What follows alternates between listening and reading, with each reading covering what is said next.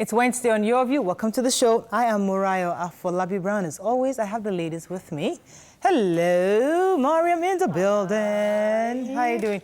Your shoes. Yes, we got to talk about your shoes. So I've been telling Mariam that, please, cameraman, you have to see these shoes. I was like, I would never go anywhere or any store and see the pair of shoes you're wearing and buy that. God has really created us differently. We are very, very different. Those shoes are, I mean, even raise it up for let out. Oh my Lord, what is that? They're cute. I said it looks like something like a cartoon. Something like Betty Boop will wear, or something like that. Yeah. It's kind of funny. It's really cute. But it's different. Yeah, it's not for everyone. Yeah. And it's not for every day. Well, it's not for everyone. And the thing is, you know, you need to relax.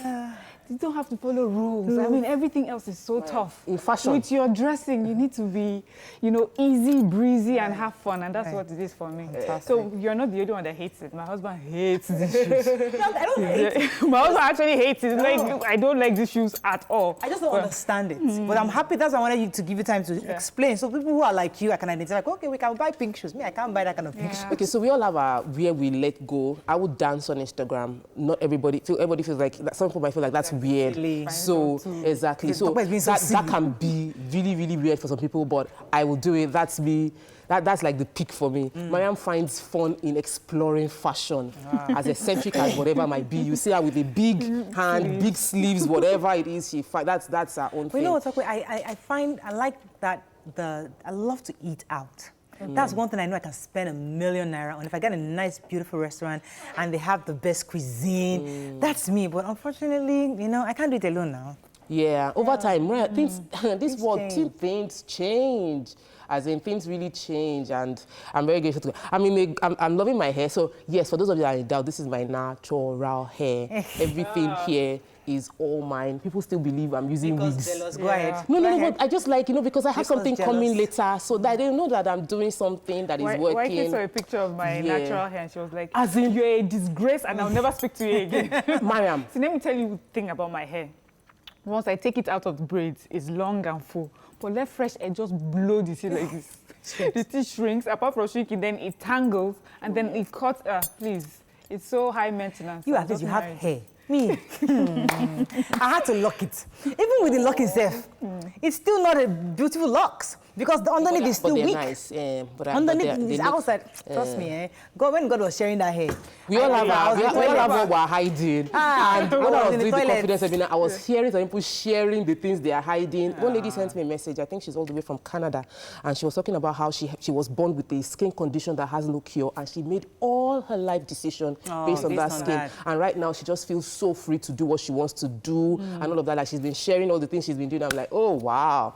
I'm really, I'm getting testimonies from the webinar that I'm feeling so humbled and grateful that this is what you're meant to do, but you're meant to teach. And so I have another one this weekend. Check my Instagram, you'll see it there.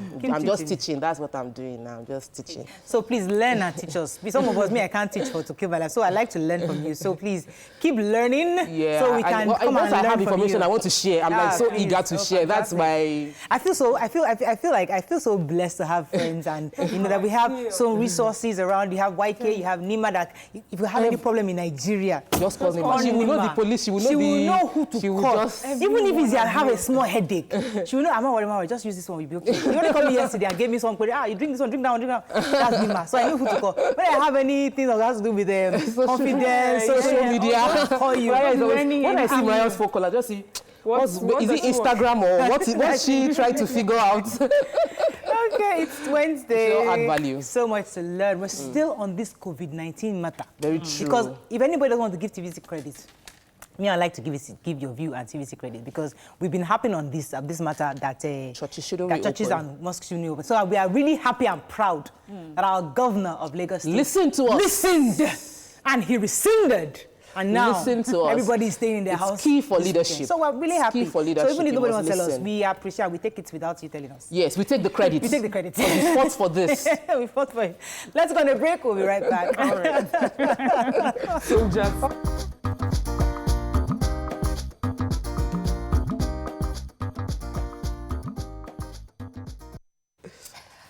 Okay, let's start with the nation. Edo Governor Obaseki Shebu resigned from APC. Lagos Imam Can back reversal of worship centers reopening. How grandpa's caregiver raped me. Teen tells court.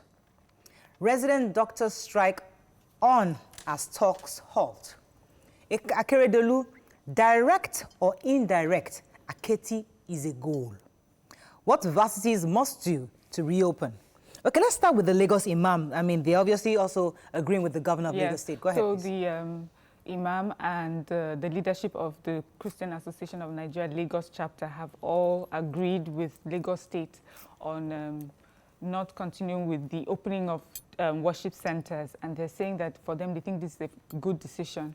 And the Imam goes ahead to say, you see, for now, let's stay at home until this pandemic thing has been, resolved.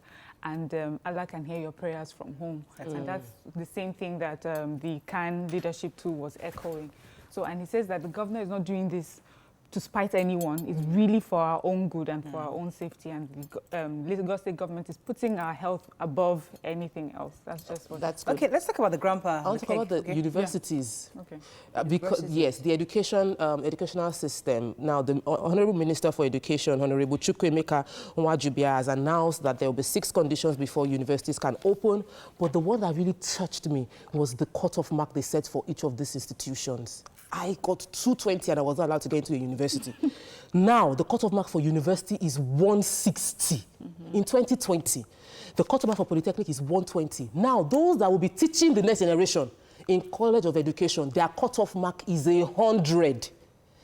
I am calling out the Minister for Education on this. We cannot have this kind of cutoff mark to be the benchmark for entering the higher institution.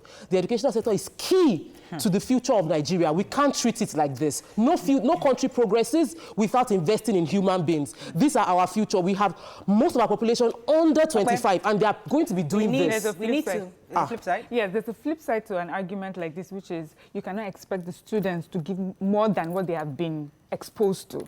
So the cutoff mark is based on what they are exposed to right now. Yes. So let me just either way, well, I think we're going to do a show. Yes, we we talk need about a different show because education is so important. Even the revised budget, we're still not happy with what they have given. Give education. So we still need to make education a full day. But they say all universities before they open. Okay, before universities open, one, they must have hand washing facilities. They must have body temperature checks. They must have body disinfectants at all entering points in all major facilities, including gates and hostels. The whole premises must be cleaned on a regular basis. Okay, cool.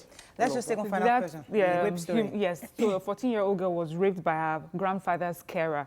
And she had just come back from school and she was taking off her clothes. He rushes into the room, grabs her leg, she's screaming. He hits her until she hits her head and she goes unconscious. She opens her eyes in the hospital and finds this person, Godwin Omuniya, he's 21, and her uncle looking at her, and the nurses were asking if she remembers what happened to her, and she noticed she was bleeding, from her private, and she asked the nurse what happened to her, and the man was there himself, the 21-year-old Godwin was there, and she said he winked at her and made a sign for her to be silent.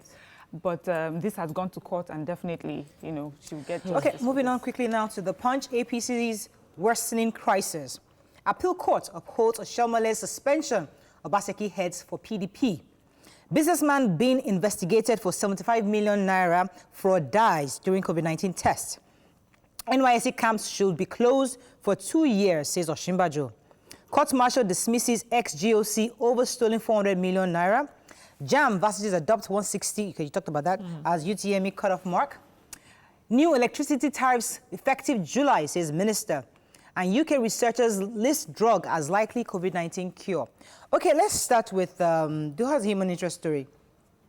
Okay, nobody read that. No. I read about the fact that the Ojeleye suspension. The NEC. Oh, okay. NEC is saying that, you remember they gave us a 3 months break. Yeah. It was supposed to have the revised tariffs, I think it was in April. So they gave us a few months. Now they're saying it's going to resume in July. So by July, we'll be getting the new increased tariff for our discos. Then the drug from the UK. Yes, so there's a new drug that is being experimented. Oh, well, no, it's being used actually. Yes. So the United Kingdom is saying that, given research, there's this drug called dexamethasone. It's a steroid, and they've seen that it works with those who are critically ill from the COVID-19, especially those on ventilators or oxygen. It reduces the number of deaths. So out of every 8 person, 1 person who gets to use this medicine makes it, and that if they had used this start from the beginning of the pandemic, about 5,000 people would have been saved. So, and Nigeria is saying they have heard what they have said, but they have to also do their investigations. That World Health Organization hasn't approved it yet or said anything on it, and federal government of Nigeria is saying until we have done our own investigations on it before we can tell Nigerians. And more importantly, Nigerians, they said it is £5. This drug she's talking about is £5. You bring it now, call it £100. So please, it's £5. We travel £10 in Nigeria. So please, we know it is cheap, and that's why it's even being used, because it's cheap. So our people should not go and bring it and start giving. We already have it, because it's a drug that's already been used for other things. Sorry? The major headline. The major headline. Oh, Ojeleye, go ahead. You want to talk about it? We should update the people. This is their news, so let's let them know what happened. The appeal court in Abuja has affirmed the suspension of the chairman of APC. Adams Oshiomhole was already suspended by his ward, and he went to court, and now that suspension is upheld. They also withdrew his security details and every privilege he should have as a party chairman, that he should stop parading himself as a party chairman. This is in the appeal court, so we expect that they will take it again to the Supreme Court. Okay. Good for them, right? Moving on to Daily Trust. Fresh protests in Katsina, Niger, over insecurity. Villa shooting, Aisha security aides redeployed. I don't have any fear doing my job, says isolation center cleaner. APC names Ajimobi acting national chair. Let's take the major headline here. Yeah, so Katsina State, the youths are protesting, and they are protesting the killings and kidnappings and all the banditry that's happening there. They are asking for the resignation of their governor and the president. They are holding up placards saying, see, our monster is not COVID-19. Our monster is the kidnapping and banditry and the killings. And they've been doing these peaceful protests, but they said they were supposed to converge yesterday to their government's house, and it was blocked. The president has spoken and said to them to be patient, but that this protest will distract military, action. So Niger State also, youth in Niger State also picked this up as well. So it's good to see this sort of reaction from the northern youth. Because a lot of times when people talk about the north, people ask, where are your voices? Where are the youth? Don't you feel this pain? So they are speaking up now, and I think Nigeria should join voices with them as well. I was going to take another story. Our dear president's wife. Remember the story we shared this week about her aides, that's the shooting that happened in Villa. So they've been, and there was a meeting on Monday, a security meeting to discuss what happened. And then the summation was that they are going to redeploy, or they've already redeployed her aides. And the gentleman, Tunde Oshaibu, his name, he has resumed work back to the Villa, and obviously he didn't do his 14 days. But what's even more interesting is that it seems to some of us that our president's wife, she obviously doesn't. Without being the first lady. Yeah, she's almost like a. No, see, forget the first lady. She's the madam of the house. She cannot even control. I don't think our madam is the madam of this house. No, she's not the She's madam. not allowed to be the madam. No, but I don't even, putting aside any personal issue, for protecting, we've seen many people die in recent times from COVID-19. This is not the time to boycott the procedure of that 14 days. Look, protect yourself and isolate yourself, and protect other people by isolating yourself. So, I don't know. Yes, I understand. I agree that her aides shouldn't have.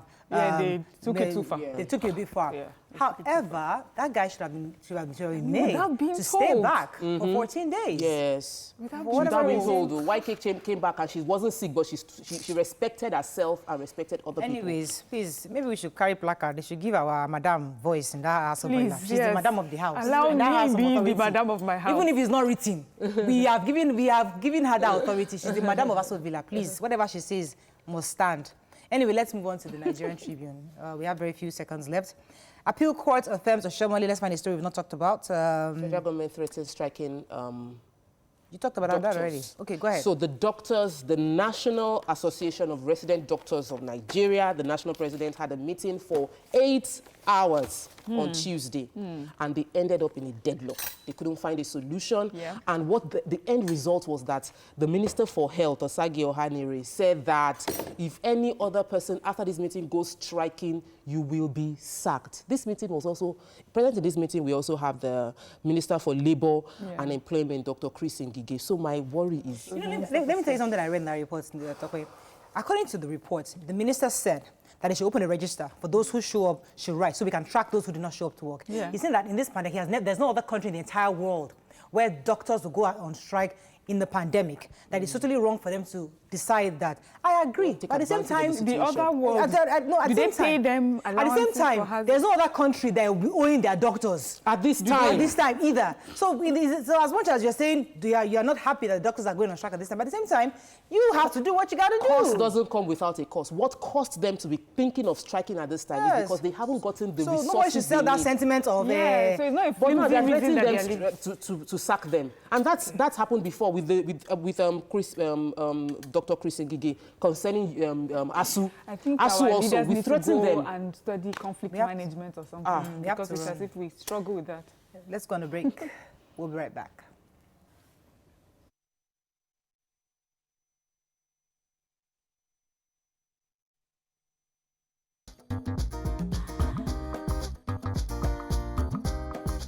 Stay tuned. Your View will be right back.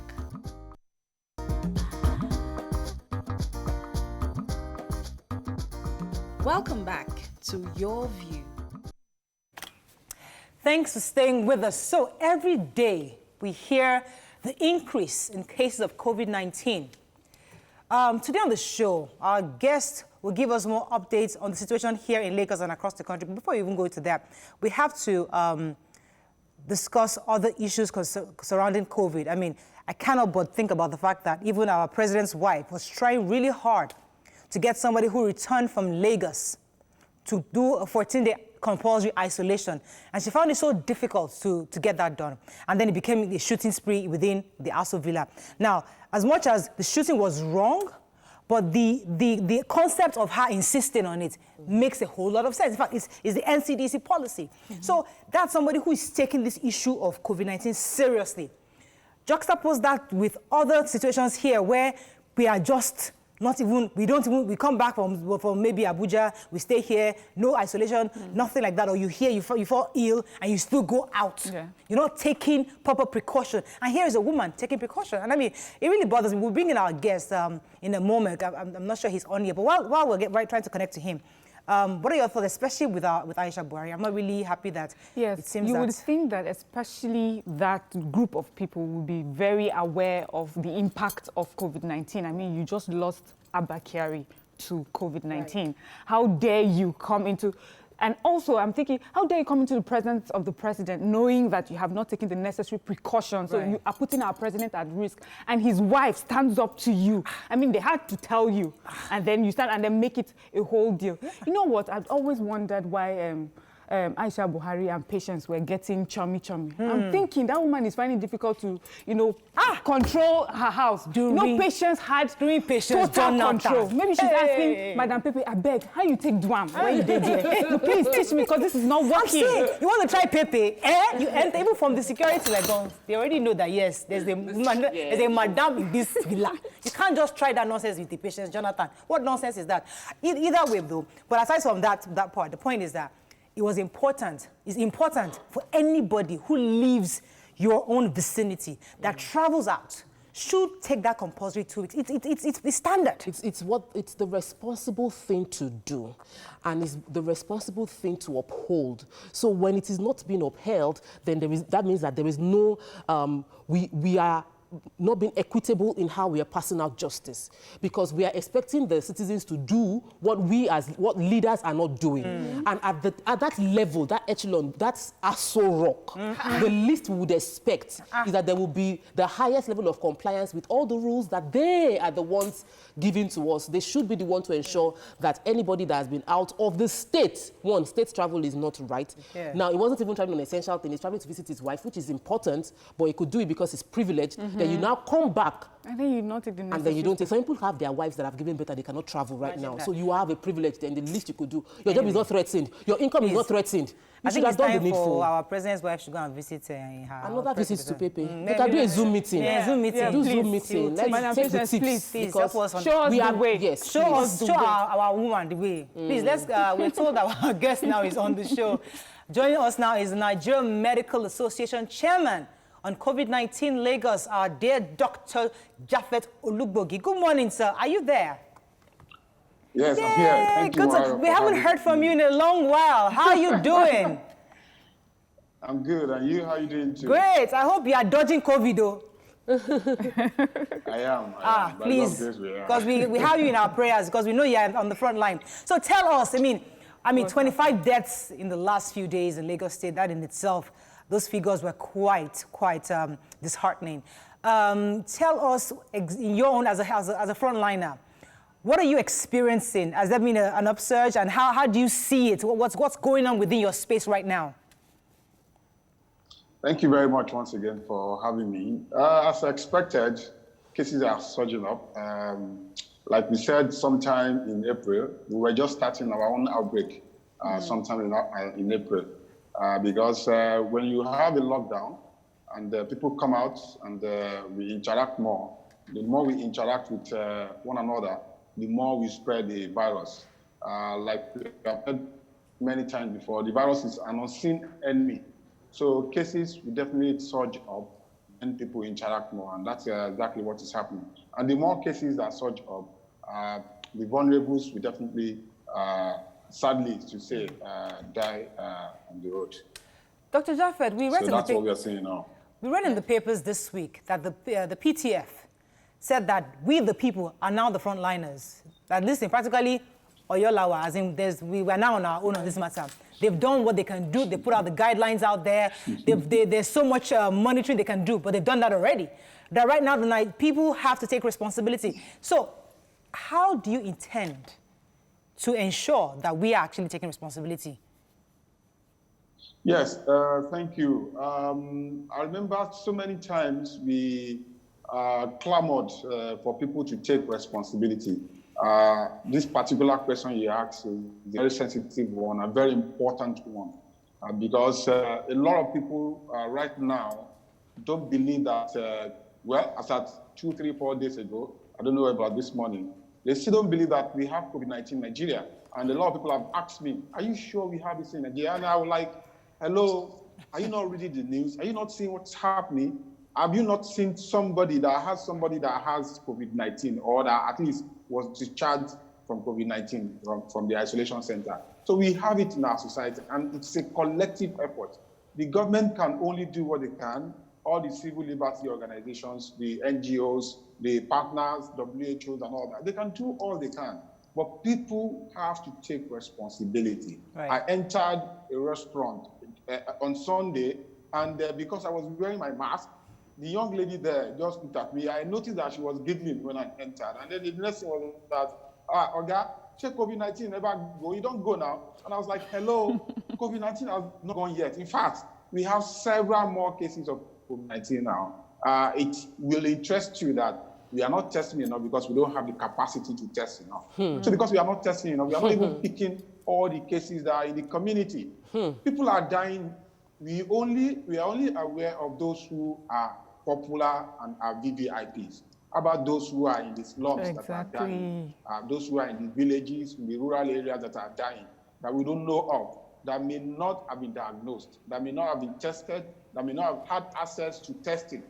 So we don't even know. Okay. There are so many deaths, but we can't even capture all of them as COVID-19 deaths. So we don't know how enormous the risk and the problem is. So people need to take responsibility. The government has done a lot of social mobilization, risk communications. I am one of the people that are doing the risk communication and social mobilization awareness and all that. But people need to take responsibility. We need to wear our face masks. We need to maintain social distancing. We need to wash our hands. Yes, the government opened up and we are all going to the market. We are taking BRT, and we wanted to go to church and mosque and all that. We put a lot of pressure on the government. But no, we need to do the right thing. They opened up the market because, please let me conclude this line of thought. They opened up the market because it was a matter of life and death. It's either people die from COVID-19 or people die from hunger. And the government will not have people die of hunger. That's why they have to open the market. It's not because it's convenient. Okay. Yeah, so, you know, we have heard recently also that the isolation centers are full. And still, many Nigerians will tell you that they do not know of anyone around them who has caught COVID-19. And my question is, I want Nigerians to know, and I want them to believe. If that place is so full, and we have so many people who do not have who have COVID-19, and people are still not aware, what are we doing wrong that Nigerians don't see it? What can we do better to make it known to people? Because the honest to God truth is that some people don't know. Some people haven't seen anyone around them. Yes, you're right. You're very correct. Some people haven't seen anyone around them because they are not in an area where they can see anyone around them. Now, I will expatiate further. We have just reached 15,000 cases, if thereabout. So if you compute 15,000 to about 20 million, how many people would have access to the fraction of 15,000? Not so many people. So if you are not a healthcare worker, or you are unlucky and maybe your family member or your friend has had it, you may not have any access at all. You may not have anyone at all that you can say, oh, okay, has had COVID-19. But I, for one, have had somebody that sits right beside me on the right-hand side develop COVID-19 and almost die off from it. I've had somebody that sits on my left-hand side almost died of COVID-19. And when I had to go test myself that weekend, I mentioned it on this program, that weekend, I wasn't myself at all. So I have seen people who have had COVID-19 and have been discharged. And there are people in the isolation centers that are being discharged, that are being treated from day to day.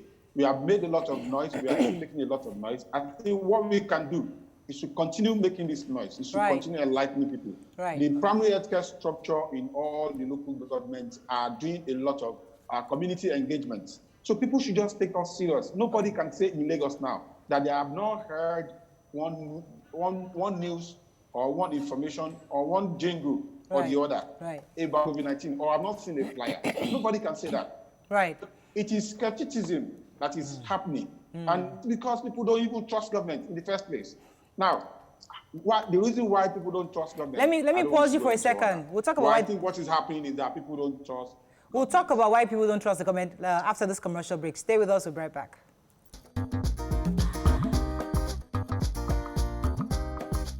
Stay tuned. Your View will be right back to Your View.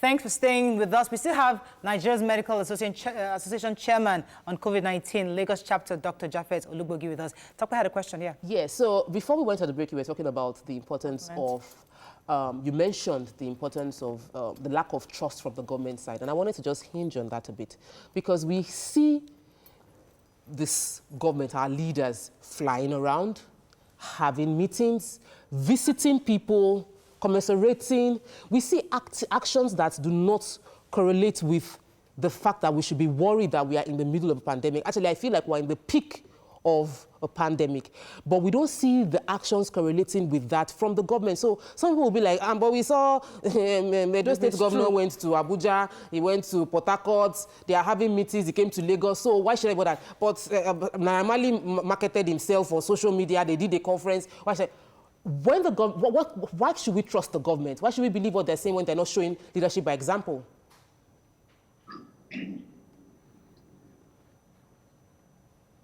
Did you hear me? Dr. Japhet, yes, I can hear you. Did you get the question? Yes, I can hear you. Did you get the question? I can hear you loud and clear now. But did you get the question from Tokwe before? No, I didn't. Oh. And she went there. Okay, and it was a very, very long gist. Okay, so I'll summarize the question. I want to ask you that people don't believe the government because we haven't seen corresponding actions of the government that would make them believe that this is a major pandemic. We've seen coronation of Oba in Lagos, and we saw a crowd. We saw the pictures, we saw the videos. It was crowded. We've seen politicians traveling around. Naramali had a concert. He publicized it online. People saw the adverts. So we're seeing these actions. We saw in the presidency that somebody came to Lagos and did not do 14 days isolation. So when our leaders are doing this, we wonder, are you really sure this is a pandemic? Is it a major issue? People are not behaving like it's a major issue. Why should I be stressing myself? Yes, I think you have a very valid point. Well, the government itself needs to take responsibility. In fact, I mean, we saw the funeral of the chief of staff in Abuja and a host of other events that people didn't observe social distancing. So the question needs to be asked that is government actually sincere? Is it true? Do we actually have the case in Nigeria? If you do have the case, the government should take responsibility first of all. It should show examples. So I believe it's also a contributory factor, coupled with the fact that Nigerians believe that maybe the government is just using the COVID-19 saga to siphon money. But then again, COVID-19 is actually real in Nigeria and it's killing people. So people need to believe that, whether we like it or not, whether government takes responsibility or not. All right. We should believe that. This new drug they found in the UK, dexamethasone. Have you been in receipt of this drug in Nigeria yet? I've just started using it for any of our VIP patients. Yeah, I cannot confirm if we have started using it for anyone yet in Nigeria, but dexamethasone is a very common drug that we use well in Nigeria. In fact, whether you like it or not, once anybody comes to any emergency room, inadvertently or advertently, dexamethasone will be one of the drugs that we administer to the person. So it's not a problem for us in Nigeria. We have the drugs in abundance, and good. we use it all the time. So fantastic. now I think we should just key into it and start trying it. Let me take this call. Let me take this call from Sheyi. Sheyi, are you there? Thanks for calling. Yeah, good morning. Good morning. Go ahead, please. Hello. You're live. Go ahead, please. Okay, thank you very much. Yes. I've been listening to your program. Yes. And I would like to talk about this COVID-19 thing. Please, go ahead. So far, the decisions the government has been making has not really been, massive, that really favored us. Now, the lockdown thing and business and all that. Now, concerning the case so far, for the past few weeks, we've been seeing that been skyrocketing and all. In fact, sincerely, personally, nowadays, I don't even check this. I don't even check the office. I don't really know what's going on. And we are having more cases. And funny enough is that people that have been hearing cases, we're not even seeing them. Personally, I even ask around, is there anybody that you know that have these cases? I know. People I ask, like, we don't know anybody, we don't know anyone, and yet we are having high statistics of cases and all that. I just listed now, they said... okay, Sheyi, I think I get your question. It's hard to hear you very well. Well, thank you for that question. I think what I'm trying to hear, what she's saying, we don't see the graphic images. We're just seeing numbers. We don't really know. So when you say this is happening, people are dying, people are in isolation centers, or people are using ventilators, we can't see it. So, Dr. Japhet, why have your chapter considered involving the media to help you capture a few of these moments in the ICUs? Yes, thank you very much. We have had this a lot, and just last weekend, a media person approached me and asked to film inside the wards and all that. But we need to understand, it's an ethical thing. We just can't expose patients against their will to the media or to the public.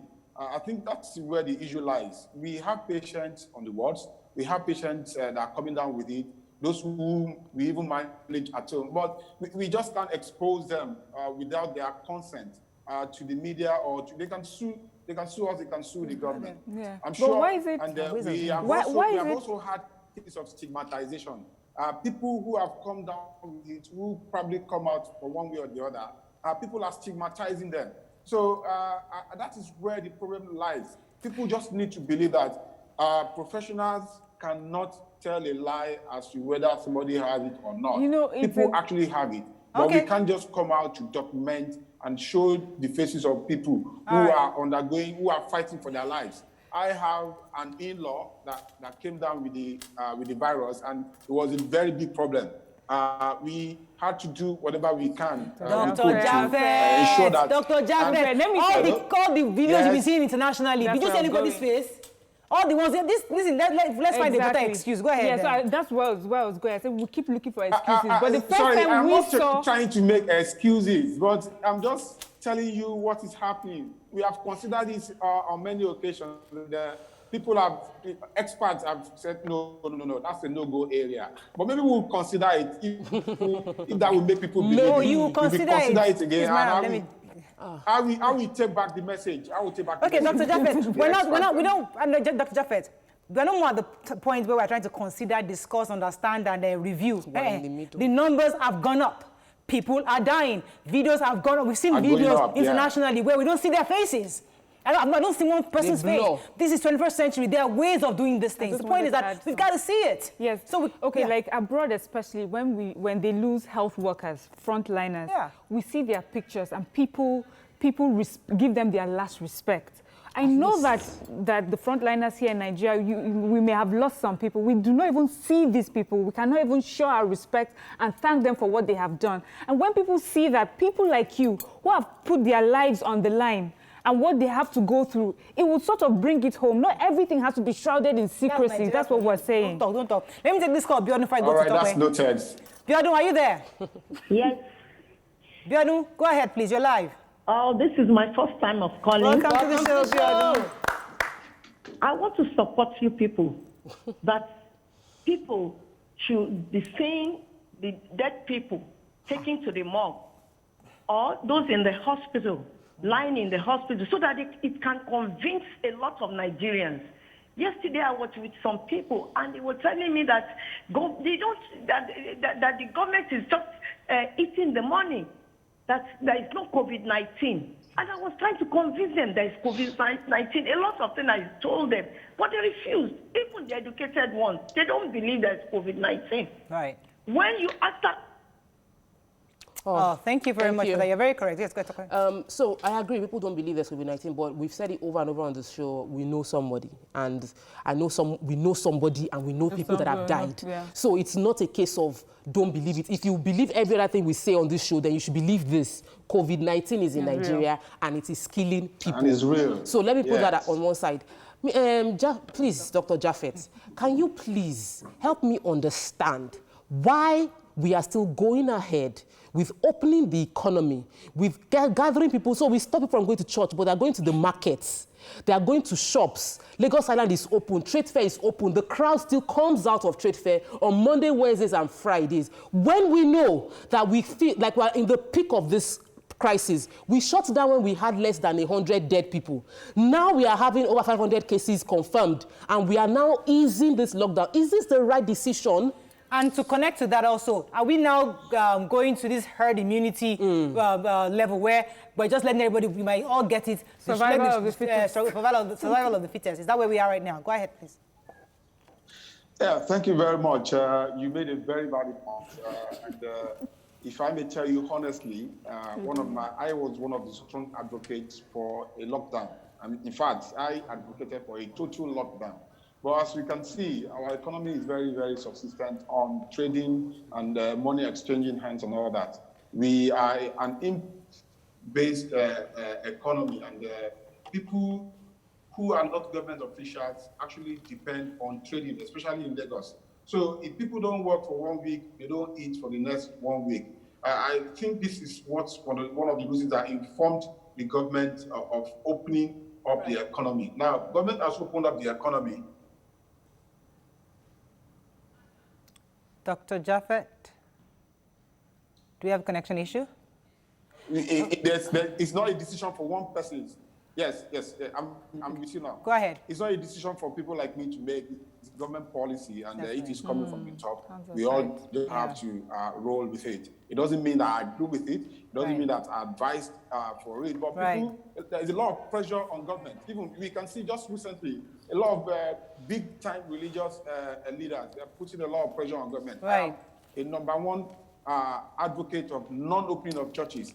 And if we can do away with the markets, we should do away with the market. We should do away with reality. But our lives, our livelihood are largely dependent on us going to the market. I have to pause you, sir. Out to the malls and all that. Right. I have one last caller. He's been holding for a while. Dr. Emmanuel, are you still there? I hope you're there. Dr. Emmanuel, are you still there? Dr. Emmanuel, are you still there? He's listening to the TV.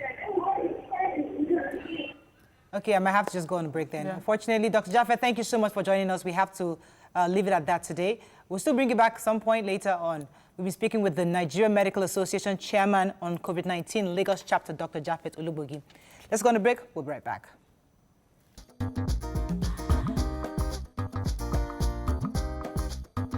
tuned. Your View will be right back. Welcome back to Your View.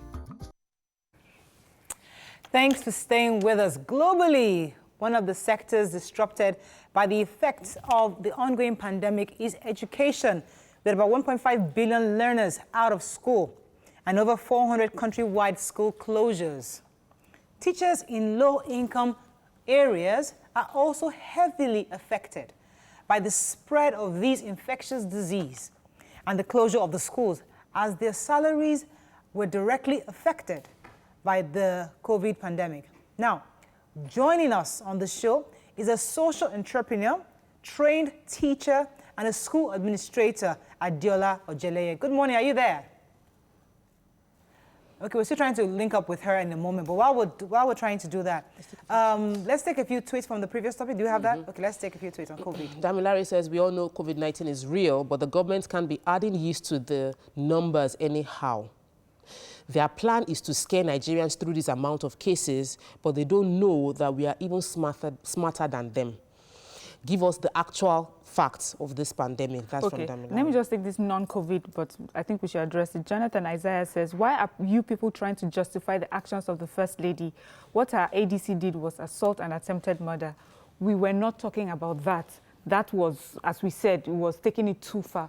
We're talking about not isolating yourself when you know that it can be a risk to people. When you go out and you travel in this pandemic, I mean, you should not have to be told to self-isolate. That was what we're talking about, not justifying the action of the ADC. So we agree that her aides went too far. Yes. They shouldn't have let out that gun, and it's good that they've been redeployed. Yeah. So we're okay with the actions taken against the aides. Yeah. But we're saying the reason it happened in the first place is our issue. Yeah. That man should have gone for isolation. We're still trying to get our guest. I think she's here. Good morning, madam. Are you there? Good morning, madam. Are you there? Okay, she's still trying to connect. Yomi says, Nigerians not trusting their government is a long-age thing. Not just the fact that the conduct of the government itself doesn't portray enough that the pandemic really exists. Distrust has been built over a long time against the government, but I do agree. Obo Lawrence says, please tell the doctor we don't need to see their faces. We just need them on video. We're seeing pictures from abroad with blurred faces. Stop the excuses. When Unago TMO speaks, how many people have you punished over Abba Kyari's burial?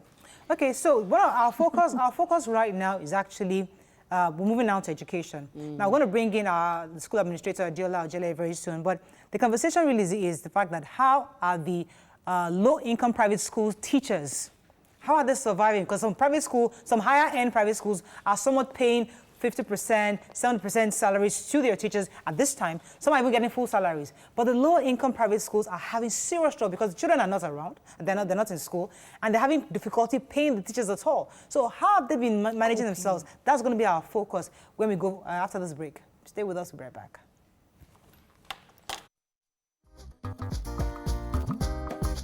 Stay tuned. Your View will be right back.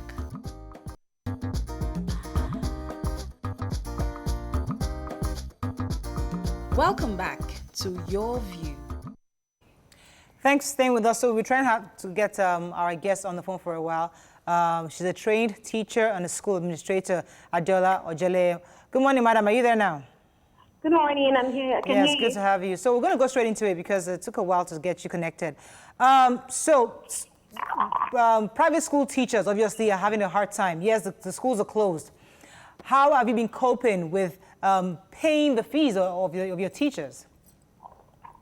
It's really hard paying their fees because most of the income generated is from school fees being paid. So we have resorted to online learning and we're charging the parents just a fraction. I know quite a few parents are not really happy with paying this fraction. I know some people just choose not to pay because they can actually teach their kids from home. What are you doing to help to provide palliatives for your teachers? I know a lot of schools found it hard to pay some of their non-teaching staff. It's been quite difficult. So how were you able to provide palliatives for them, or are you just totally dependent on these school fees? So what we have been doing is, for the support staff, we actually have a policy that we give them every month. Okay. So we give them a pack of food Right. for them to sustain themselves for the month. Right. And every other month we'll be doing that for them. Then for the teachers that have been doing the online, because we have some active teachers, we have some passive teachers. So the active teachers are being paid more than the passive teachers. Okay. Okay, but that is what your school does. Do you know if there's an association? Is there an association of school owners? And then do you sit down and talk about what you can do for all, like together, for all the teachers, or this is just an individual school? We've spoken about it. Schools and private school owners in general have spoken about it, and we are doing what we can do in our bit to sustain our teachers. We have also spoken with NLC, and they are working on delivering a document to the government on how they can help us, how they can do an adjustment measure program to support teachers this period. Okay, so the truth is that many people are not captured in all of this. There are schools that are basically like a two-room apartment, and they have teachers, and they can't afford all of this. There are people who don't have any source of even training on doing online. I've seen a WhatsApp class, like a school that uses WhatsApp to teach students and just pass on assignments to keep them busy. So what, as an administrator, how would you advise schools at that level that they were mushroom schools, and now they don't even have any school and they don't have any income? How would you advise them to reinvent themselves, and how can they still be relevant and provide solutions for their students? You know, as a school, especially mushroom schools, there's really not much they can do. It's only if the government supports them or if the school decides to support itself. So what we were thinking was, this school, they can organize community gatherings for their school children, and they put them in a social distancing way, and then they teach them, and then they contact us, because I run an initiative this period, Teacher Aid Nigeria, to help teachers in low-income areas who haven't been paid salaries. So what we do is, we speak to this teacher, you organize a community gathering for these children with social distancing in place, and then we give them a stipend for it. Oh, please explain that. What do you mean by the teacher organize a community gathering? Okay, so like I mentioned earlier, it's my initiative to help schools in low-income areas who haven't had access to technology this period, and also to support the teachers in those areas. So we know they might not have access to technology. So what we do is, they organize a community gathering of the children in the community. The teacher teaches them, and then we pay the teacher a stipend for that. Okay, now, so one of the reasons why we wanted to speak with you today is to understand what your issues are, so maybe the government or even well-wishers can actually support the teachers that are not working right now. So, yes, you have an initiative, which is great, but in what way can maybe the NLC, the various, the higher-end private schools, who I know that they're a bit more organized, they've been able to find things for the teachers, if they can actually support other lower-end private school owners, because obviously your teachers need to be, they have lives too. So what do you need to support, not just your own personal initiative, but what do you think the government can do to support teachers at this time? There should be a bailout for public education through public and private partnership. And this is really important. This is something that we've not had in place before. So if there's a form of bailout for public education through public and private partnership of organizations, things will move forward. Also, technology innovation in the education sector, if the government can provide each student with an app that is aimed at,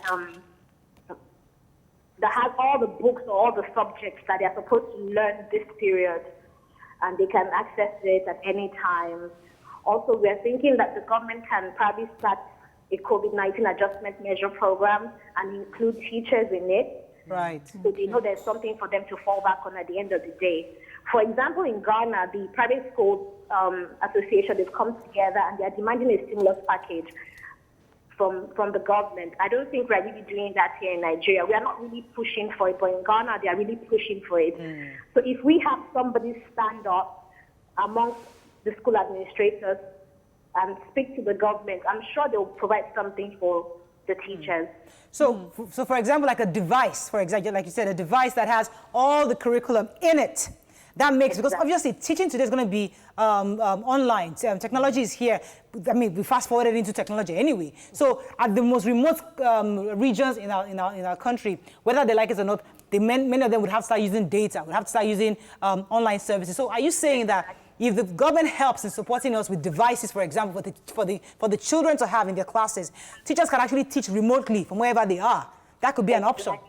Yeah, exactly. If the government can provide that, because I know in Osun State, the former governor Adeola did something like appointments, yes, something like that for the children in public schools, and it has been working for them. So it's something that other state governors can also implement. Yeah, okay. Yeah, I just want to find out, what is the Nigerian Union of Teachers doing during a period like this?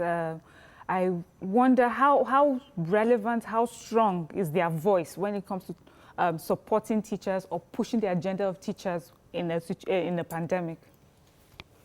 To be honest with you, the union is not that strong, and this COVID-19 has really exposed the underdevelopment of the educational infrastructure. So we need to step up. We need to do more as private school owners, as administrators, and not just leave it to the Labour Congress or the Association of Teachers, because they're not really doing much. Okay, so I wanted to ask you concerning public schools. Apparently, do you have information whether the public schools have been getting paid since the lockdown? And if they have been getting paid, do you have any idea if there is anything that is being done to cover the non-essential public school staff who are also involved in the lockdown and need to get income? Any public school staff, especially in Lagos, I can't say for other states, they've been getting their salaries. Okay. Oh, yeah. They don't have problem. They don't have any problem. It's private school majorly that's been affected. And even the government schools, actually, I do know that the government schools, the primary schools, they have tab, the teachers are being taught, and they have their Eco-Excel initiative they've done. I know the government is working on the secondary school level. So the public school is almost in Lagos, actually, is being taken care of within Lagos. It's just the low-income private school is our problem this morning, because they are the ones that are in between. They're not the high, they're not the low. They're just in between, and they need so they need a bit of support. So you've given us a few ideas on what we can do to support you, but the association that you belong to for teachers and parents, what have you guys discussed, and how are parents coming forward to say, okay, what can we do to help you, or is there anything they're doing within your ESCO? What is being done within that private teacher parents association? We've had a few parents come forward and say they want to help. But, they actually helped for 1 month, and then they stayed back because they have to also protect their own home as well and not spend everything that they have. So what we have been doing is we've been writing to the organizations that we think can help us. I know Google said they were going to get back to us. We wrote to them, and some other organizations as well. But for now, we've not really gotten any response from any major organization. So, for example, you might need free data, for example. Maybe the telecoms company can support you. So that's why that's important for you to have an association. So the association can then reach out to some of these companies to give you maybe low-cost data. Some other companies can provide you with even devices. Some of you might need laptops. Devices, exactly. Right. So you do have needs. So it's important that I help you out in it's managing really, these things. With the teachers, it's really such a sad story for people who are, the mainstay of our economy. You're supposed to provide education for the whole, for generations and generations to come. And I wonder, now that we have this has happened, are we having conversations about, in the future, have a fund or something for teachers to be able to draw from when things like this happen, so that teachers are not just let down and, with nothing to fall back on? We're all learning to plan, plan better. I wanted to also ask something. I want to ask this question. I realize that, like you said, the public schools are being covered by the state government.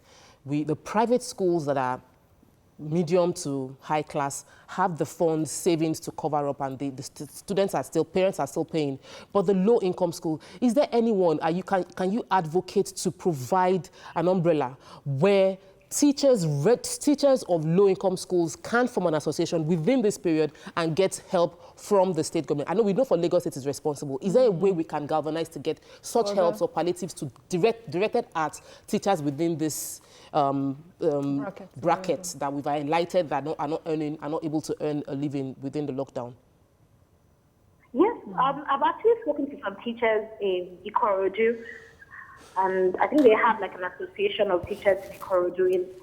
So I've spoken with someone there, and he said he was going to come up with a proposal. He would submit it to me, and we'll look through and see how we can move forward with that.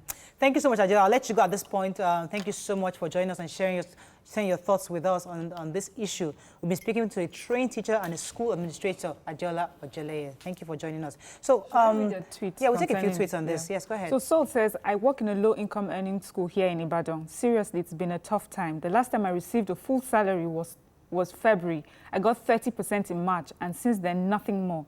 Thanks to side hustle, but my colleagues, you will pity them. It's really sad. So that's definitely a community that we need to help out in whatever way we can. Any more tweets, even regarding COVID, anything? More tweets, because we have to wrap up right now. Oh, wow. Okay, unfortunately, that's all we can take. So in a bid to protect ourselves from coronavirus, please follow the basic hygiene rules. Me, I have I'm carrying sanitizer all over the place now. We have it here, we have our face masks, we have our face shields. Wherever you go, please maintain social distancing. It's real. Wash your hands very regularly. Avoid touching your eyes, your nose, and your mouth. And please, if you have a cough or fever or difficulty breathing, or you cannot smell, or you cannot, what's the other one? You cannot smell, you cannot taste, please seek for medical care early. That's all we can take on the show. Have a fabulous day. We'll see you tomorrow. Bye for now.